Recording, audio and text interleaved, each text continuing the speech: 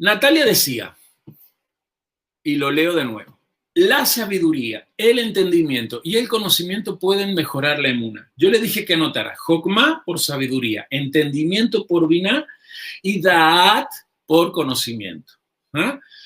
¿Se mejora la fe por sabiduría, entendimiento y conocimiento? Sí.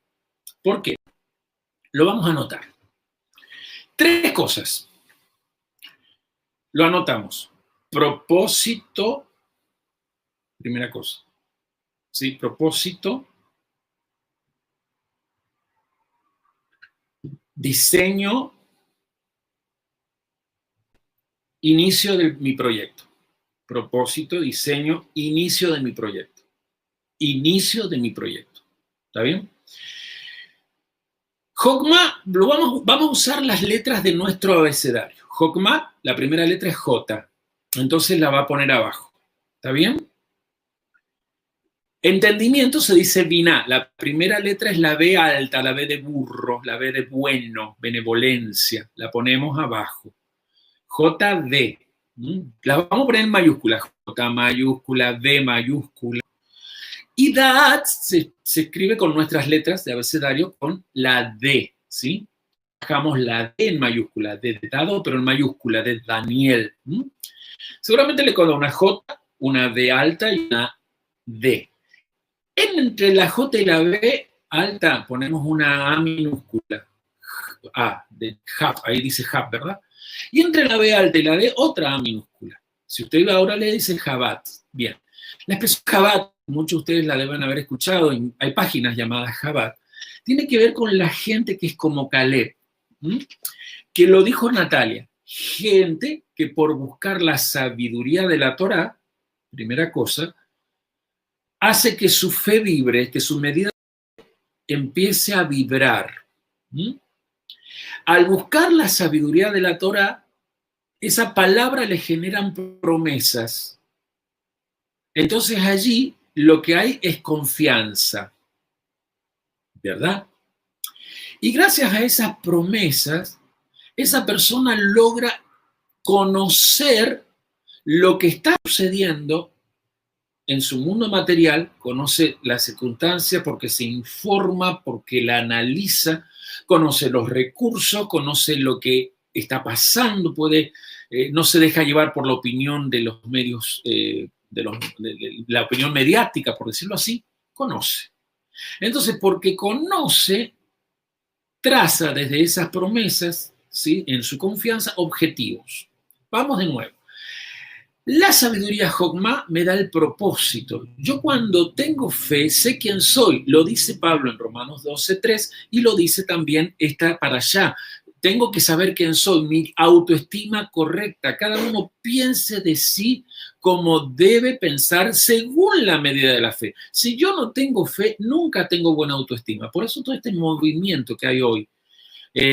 Consecuencia de que hace 30 años comenzaron los libros de autoayuda y superación personal se fueron convirtiendo en un arma de muchos mercaderes kenanitas que vieron allí la beta de hacer el oro. Entonces aparecieron todos, desde Luisa Hay a Dyer, de Dyer a Lain Ribeiro, que son los nuevos.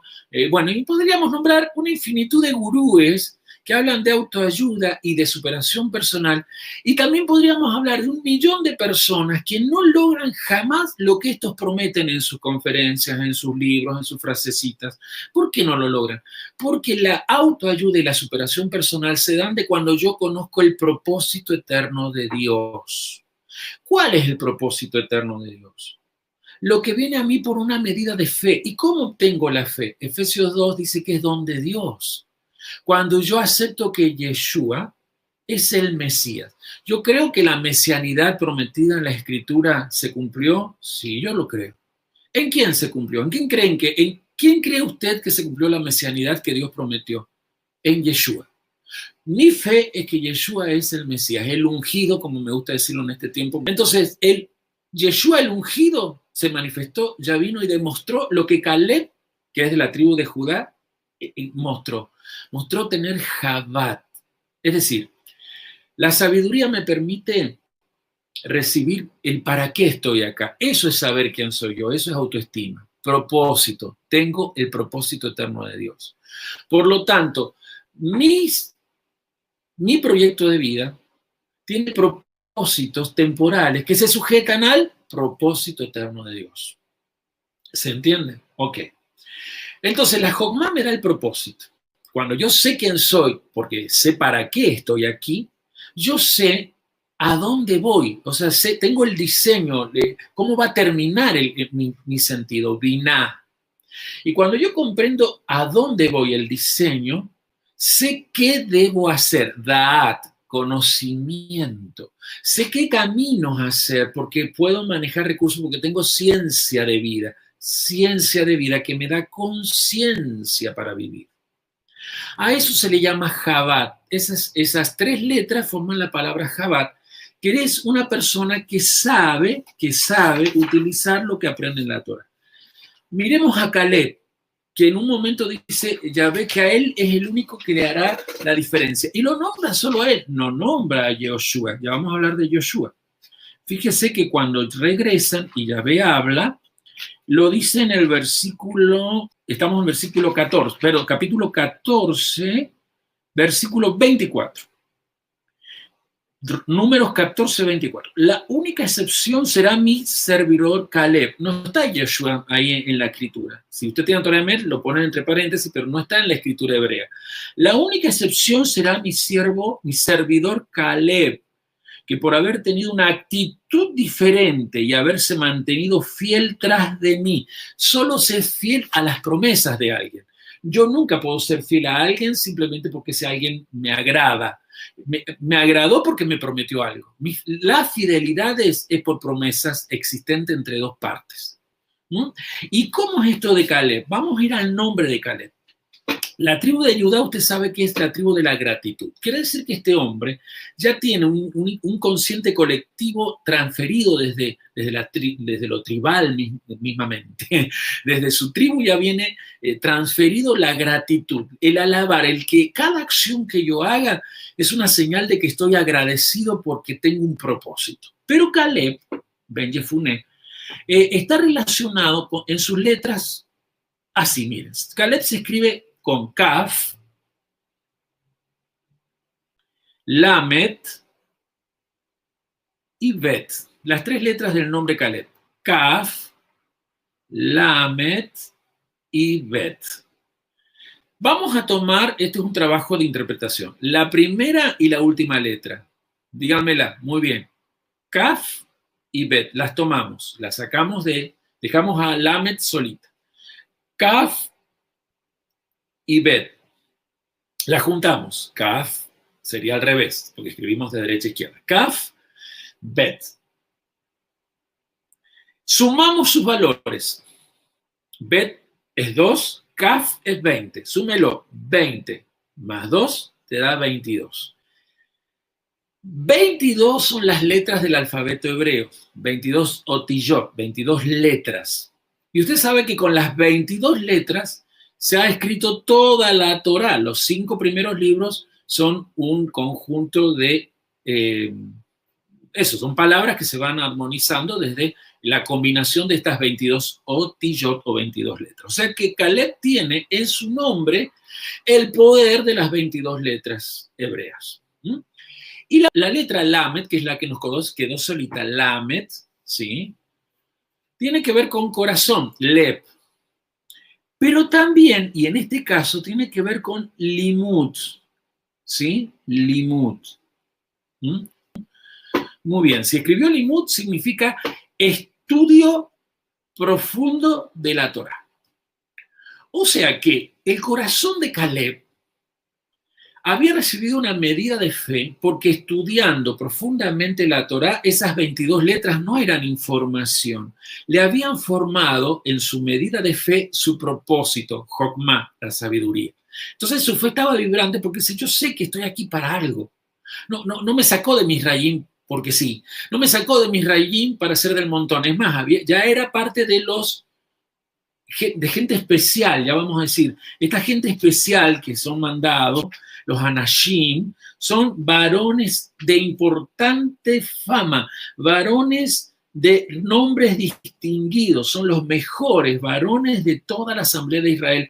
¿Por qué? Porque tenían una moral que venía de lo que Caleb tenía. O sea, que los dos eran como Caleb, tenían en su corazón la capacidad de estudiar la Torá, limud, estudiar la Torá y analizar con el poder de esas letras de la Torá el espíritu vivificador. Es decir, que el mérito de estudiar los secretos de la Torá me dan el propósito. Yo cuando sé quién soy, inmediatamente tengo la protección, porque viene en mí el ímpetu. La palabra Caleb significa el que tiene ímpetu por revelar su propósito, ímpetu por revelar en gratitud su propósito. Por eso pertenecía a la tribu de Judá. Ímpetu por revelar en gratitud su propósito. Por eso cuando él relata al pueblo la cosmovisión, en realidad él relata, como decía Deli, cómo él veía desde su corazón lo que desde afuera, la información que de afuera tenía.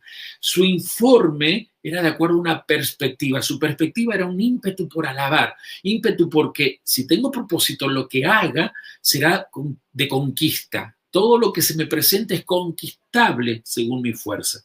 Caleb deriva justamente de Leb, ahí está la palabra, Caleb, Leb, un corazón que por estudiar la Torá agarra todo lo que es su propósito. Pero por favor les dije que estamos trabajando con lo de Natalia. Caleb tenía por sobre todo Da'at, correcto. ¿Se acuerdan que Da'at es conocimiento y ciencia? Ya expliqué Jabat. Él sabía marcar objetivos que permitían que nunca el miedo apareciera cuando los obstáculos se le presentaran. Si se le presentaban obstáculos, él sabía marcar objetivos antes para que cuando los obstáculos estuvieran, porque él sabía que iba a haber obstáculos, los obstáculos no lo amedrentaran. Y sin amedrentación, sin miedo paralizante, no hay justamente desánimo, no hay queja y no hay rebelión y no hay caída. Ese es Caleb. Caleb tenía una mente alta. ¿Qué es la mente? La conciencia ascendente. ¿Por qué hacemos las aliyot? Porque necesitamos desarrollar la neshama. ¿Se acuerdan que el alma vibra en dos planos de comunión, de vinculación? El plano más bajo del alma, a través de los 5 sentidos corporales y de las emociones, nefesh, corre por la sangre esa energía almática. Nos permite relacionarnos con el 1% de la existencia, es decir, el mundo físico, el mundo natural. Nos permite manejar las leyes de la fisicalidad. Pero el plano más profundo del alma, el alma es una, Neshama, es lo que se conecta con todo el resto de la existencia, el 99% de la existencia, el mundo espiritual. En Neshama tiene que haber un desarrollo de la espiritualidad. ¿Para qué? Para que la luz especial que traemos desde que fuimos creados no tenga obstáculos, no sea tapada. Y aquí aparece algo que yo necesito que entremos. Los regalín, o sea, espías, regalín, eso significa espías, en verdad tenían un corazón como el de Caleb. Eran anashim, yo lo expliqué el año pasado eso. Tenían el poder de conocer los secretos del espíritu vivificador que les daba la Torah. Les gustaba estudiar la Torah. Ellos les gustaba en ese año, desde que salieron de Misrayim hasta ahora, ellos están siendo enviados el 29 de Sivan. Anote eso. Fueron enviados los 12 regalín, los 12 espías. ¿Y van a volver cuándo? El 9 de Ab. ¿Cuándo es 9 de Ab? ¿Se acuerdan? Cuando los 2 templos fueron destruidos, cuando el altar fue quemado, cuando los templos fueron destruidos. ¿Y cuándo lloraron los israelitas? El 9 de Ab.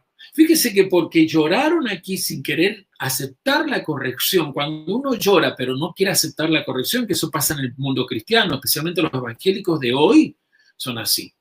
Hoy los evangélicos, toda persona evangélica dice, no, ¿cómo es eso del rigor? De nuestra congregación se han ido muchas personas, porque ¿cómo que Dios tiene rigor? ¿Cómo va a ser un Dios de rigor? No, Dios es un Dios de amor, porque Dios no es un Dios de rigor. ¿Y entonces qué es este Dios?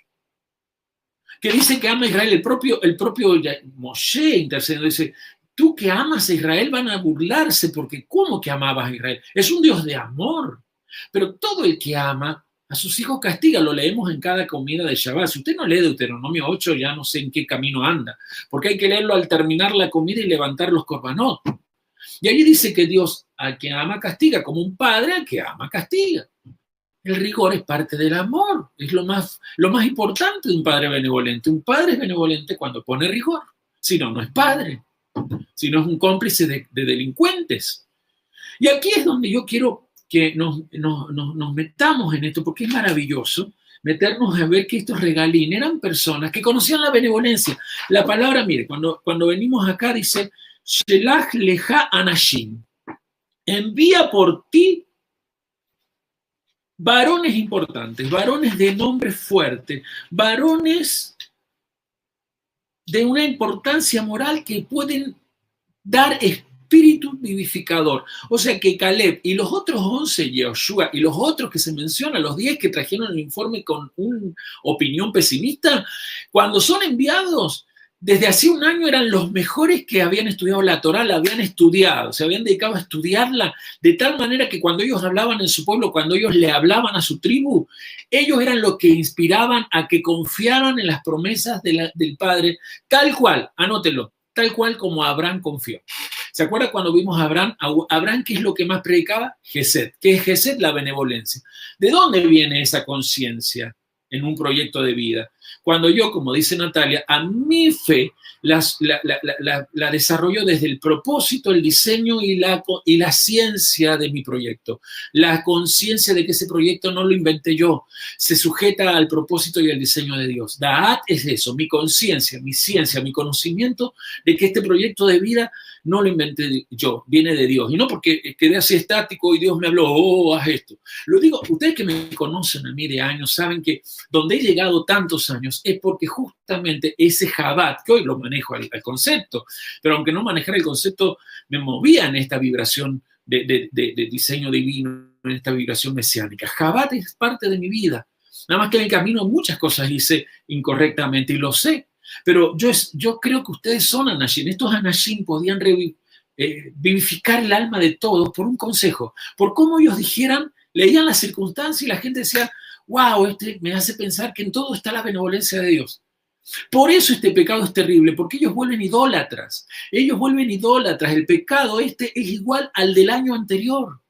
Un año antes había estado el pecado del Egel, el becerro de oro, el Egel. El Egel hace un año que había estado. Y ahora, un año después, de nuevo un pecado de idolatría. El Egel es idolatría consciente, idolatría voluntaria. Todas las tribus voluntariamente consintieron a que los Eres Rab, los extranjeros, los egipcios malévolos que allí estaban, convencieran de hacer un ídolo. Esa es una parte de la idolatría, lo que expliqué al principio. Pero un año después, no hay ningún becerro de oro, pero sí hay ídolo, porque están bajando a Dios, lo están reduciendo al mundo financiero, lo están reduciendo al problema económico, lo están comparando con los kenanitas. Los kenanitas son más fuertes que Dios con nosotros. Eso están diciendo, son más fuertes que el proyecto Emanuel. Entonces, ¿qué concepto aparece escondido? Ustedes ya tienen condición. ¿Qué es lo que aparece escondido? Y van a entender por qué entonces está lo que escribí, ¿no? De los sacrificios vegetales junto al animal. Van a entender por qué también está el concepto del becerro para el pecado colectivo o para el pecado individual, pecado de idolatría por omisión, idolatría inconsciente, que eso es lo que más ustedes desde esta semana tenemos que trabajar, porque todos tendemos a esto. Todo el mundo en la esencia tiene propósito. El tema es, como dice Natalia, creerle al propósito y confiar que ese propósito se va a cumplir desde un proyecto de vida que exige la restricción en mi forma de hablar y en mi forma de proceder.